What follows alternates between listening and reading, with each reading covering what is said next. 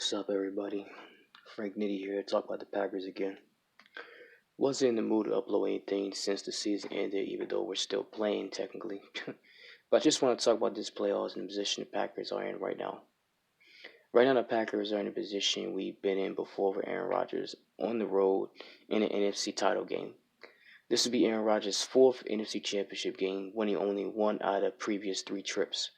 Last NFC title game we were in, we got blown out by the Falcons, who were the team to beat that season, and it's going to be even tougher with a team we got destroyed by back in Week 12.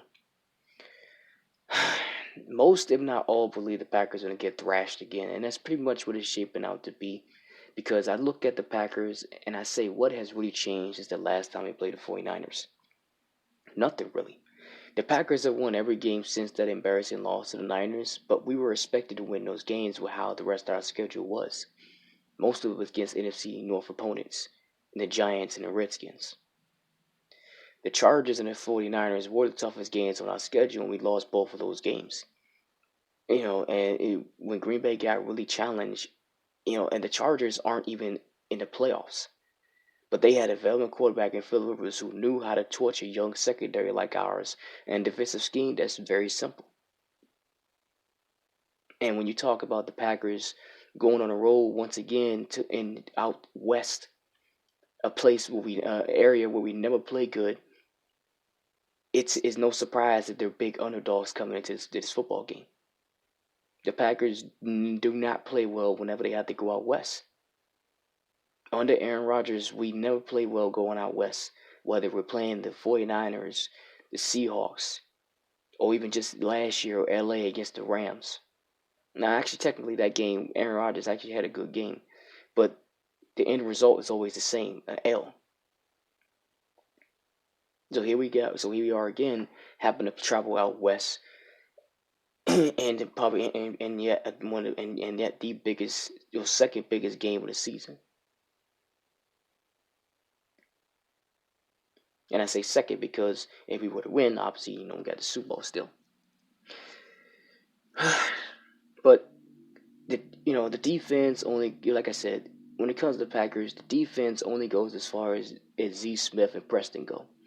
If those guys on the edge and Kenny Clark in the middle aren't generating pressure, forget it. I don't know how many times I've had to repeat that. All right, Jimmy Garoppolo, Kyle Shanahan are going to have another field day against that secondary, and I'm prepared for that. And I don't want to just come on here and just be down in the dumps and have no faith in my football team. But I've watched this Packers team time after time again come so close to getting back to the Super Bowl over the last decade that I don't know how much more I can stomach. This is a team that's been a consistent contender since Brett Favre showed up. And then we move on to Rodgers, and all we have is 2 Super Bowl rings to show for it. Bart Starr, Vince Lombardi won more than 2 titles in their decades together. They weren't multiple. That was a dynasty they built back in the 60s. The Patriots with Bill Belichick and Tom Brady have made it to the Super Bowl countless times and have won 6 titles in their 2 decades together. But in almost 3 decades with Brett Favre and Aaron Rodgers, two great quarterbacks, only 2 Super Bowl wins, 3 appearances overall, failing time after time to get back to the big game. That's our story as Packers fans. We know we should have more titles, or at least been back to the Super Bowl by now, and we keep failing and coming up short. You can point the finger at this and that, and it just doesn't change the fact that we choke or we just fail in big game moments.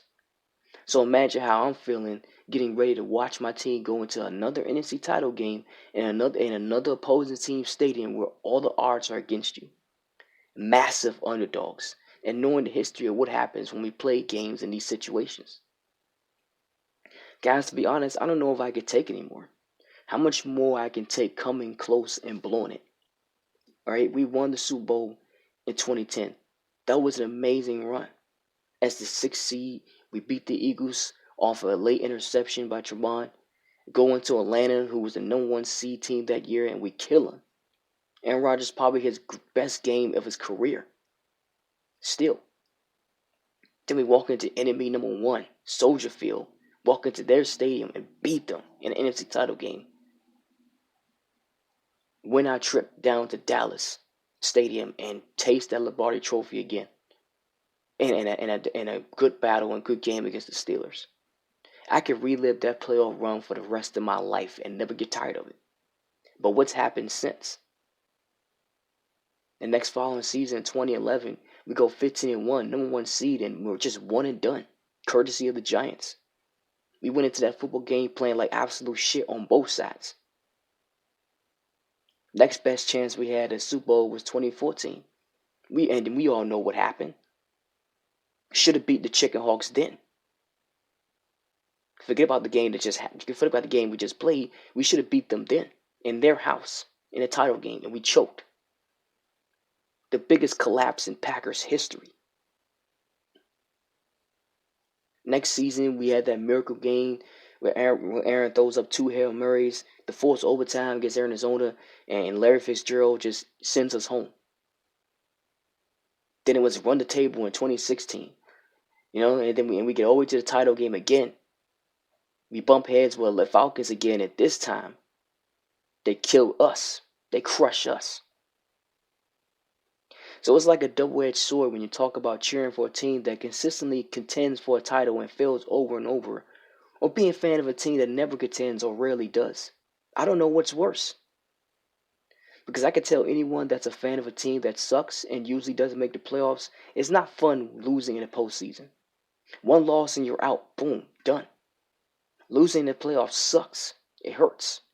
Because the ultimate goal is winning titles for every franchise. And for the Packers, each time we get in games like this, we come up short. That's pretty much how it'll pretty much shape up again. And do I believe this game will be different than before? Yeah. If history repeats itself from 2014, 2016, where we got beat badly by the Seahawks, but then met them in the playoffs that year, and again, you guys know what happened. And then 2015, the same thing with the Cardinals. With both those teams, we got beat by badly in the regular season, and then we played them to the last minute in the playoffs. Potentially, this can be the same scenario, but it's still the exact same outcome with a loss. So do I feel like the Packers will put up a better fight this time around? Absolutely. But for how long is the bigger question before the Niners eventually pull away.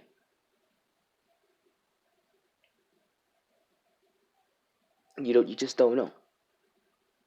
I just want anyone, and the thing is, I just want everyone and anyone that's listening to understand that I would love to upset the 49ers. Trust me, okay? I would love to just walk into that stadium and just watch Aaron win, and then go into Super Bowl arena and watch him finally win his second ring. Because he wants it. He wants it badly. He does. Winning a second championship will have loads of impact on his career after blowing so many chances in the past when he was playing at his best. And with Rodgers' time clock winding down, he knows he doesn't have many chances left. He knows it. So I would love to just watch us win all over again after so many heartbreaks, but I just don't think it's this team. I just don't think this is still the team. This Packers team has been overachievers all year long. And when when they play contending teams like they did against the 49ers the first time around, who have been in playoff mode all season, they get murdered. Week 12 proved that. Week 12 proved who was the contenders and who were the pretenders. And I just have no doubt that this game will again show that. So, like I said, to conclude, if you made it this far, as stated, the Packers' only hope of winning is if we get to Jimmy Garoppolo. He has problems when he's under pressure, absolutely. If we can, get those guys on the edge, both Smiths can get some pressure. If not, then it's a wrap. That secondary just gives up too many big plays, too fast and too often. The biggest reason why is communication. Because lest we forget how young this defense is, especially in the back end. Darnell Savage is a rookie. Jair is only in his second year. Kevin King is only in his third year. With this being as many games as he's played in. Because usually he gets hurt halfway and is out for the rest of the season. And Adrian Amos, he's just only in his 5th season. Jamal Williams is the lone elder statement. This defense is green, an attribute of which the Niners fully took advantage of. The defensive scheme is just too simple, as I stated, and predictable. So I don't trust Jair or King to keep up with any of their receivers. A tight end like George Kittle is an elite tight end and a matchup problem for any football team. And the Packers have not proven they can stop a good pass-catching tight end all season. One of the biggest things that torched us out our defense.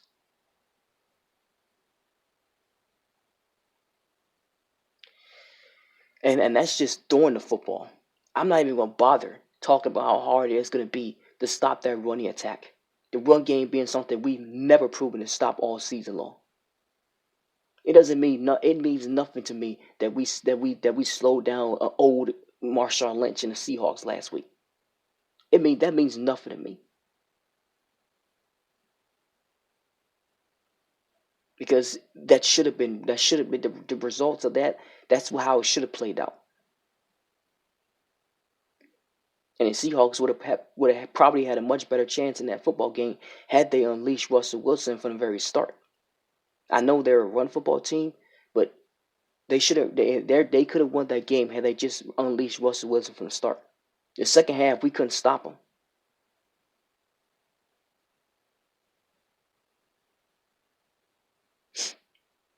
But as far as this game goes, our chances of winning on our offensive side of the ball, we got to protect our quarterback as well, facing one of not yet the best defensive line in the league.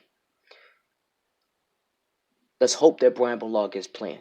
Even with an aging Rodgers, it's going to be up to him and his arm to carry this game again, because I don't believe we're going to get much on the ground, and it wouldn't shock me if we were quickly forced into throwing it a lot. They need to avoid as many third downs and longs as possible, which is exactly what a team like the 49ers would want in order to pressure Rodgers and our offense that's low on weapons outside of number 17. Aaron Rodgers has to react to the blitz better this time around. Get the ball out fast. Protection on the edge and up in the middle needs to hold up enough. Matt LaFleur and that offense better find all creative ways to get Devontae Adams the football, or we're fucked. Convert on third downs, something we're been terrible at all season, and especially in that first game against the 49ers. Rodgers and Cole came up clutch on third downs against Seattle. I give them their credit. And they need to do it again here if they want any chance to win. It's do or die time for the Green Bay Packers. Like I said, guys, we've been in this position many times before. We've been in a title game many times. And how many times we had to sit there and watch them lose in a heartbreaking fashion, lose at the last minute, and just come up short time and time again of finally getting back to the Super Bowl. I think I speak for most Packers fans when I say I'm tired of it. I want to get to the Super Bowl again. I'm hungry for one. I am. I would love it if we can go in there and win. But I just don't think this is the team to do it. I hate to be that guy, but I just don't think this is the team to do it. And like I said, this is a 13-win team, an overachieving 13-win team. I still don't think we're there yet. And we're just running into a juggernaut like the 49ers right now, who is just a matchup nightmare all around on both sides. So expect hope for the best, expect the worst. But that's all I got, man. I know this is a little long video. I had a lot to say. Like I said, I don't expect to win, and realistically, the Packers have nothing to lose here because we weren't expected to make it this far to begin with. But it doesn't mean it still won't hurt watching them come up short again. So, thanks for watching. If you made it this far, leave a like or comment. Peace out. Go Packers.